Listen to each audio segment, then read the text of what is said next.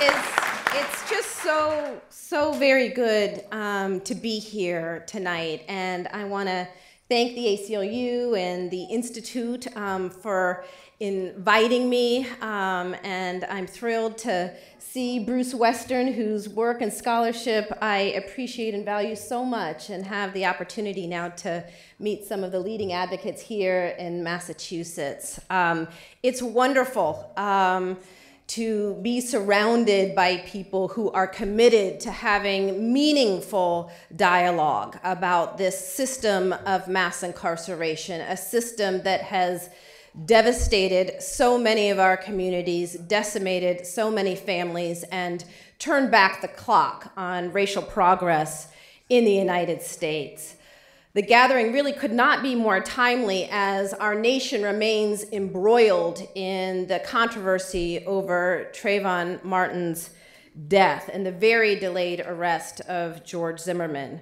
You know, of course, during the past few weeks, we've been treated to round-the-clock news coverage of the Trayvon Martin tragedy. Everyone from legal scholars to Jesse Jackson and Reverend Al Sharpton, as well as Fox News and CNN media pundits, have all weighed in on the meaning of what occurred that night between George Zimmerman and Trayvon Martin. And I think one of the reasons that Trayvon Martin's death has resonated so powerfully for millions, but particularly for Black and brown men, is because it's one of those rare situations in this so-called era of color blindness, a time when we have become so seduced by the appearance of great racial progress, a time when we are in awe of our nation's first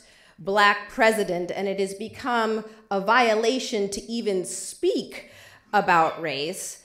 Suddenly, the curtain is pulled back, and all you have is a young boy carrying nothing but Skittles and iced tea, and he is viewed as suspicious, as a problem, as someone who's likely on drugs, someone who must be confronted, interrogated, controlled, and put in his place. And it's this experience of being perceived as a problem, as a walking problem, as a perpetual threat, no matter who you are or what you're doing, even if you have nothing but Skittles in your hand. It's this experience of being someone who must be dealt with harshly, that unfortunately defines the experience of what it means to be young, Black, and male in America for far too many.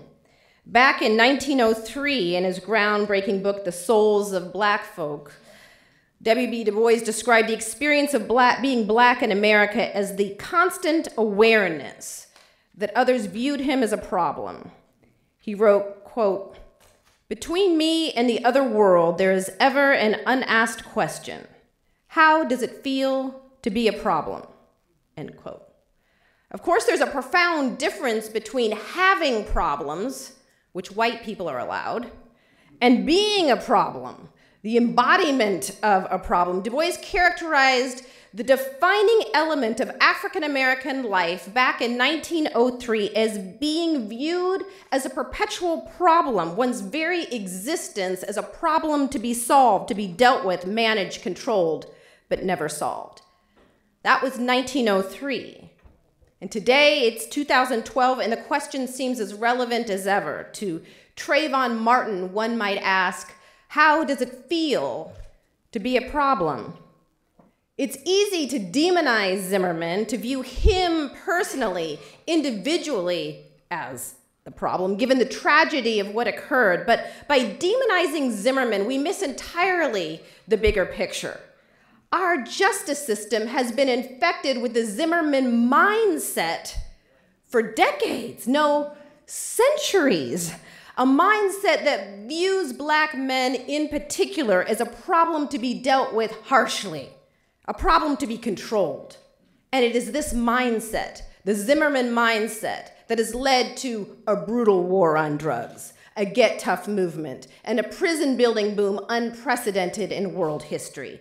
It's a mindset that pervades our courtrooms, pervades the media, pervades even our schools, pervades the conscious and subconscious stereotypes that we all of us carry within us, no matter what color skin we may live in. And so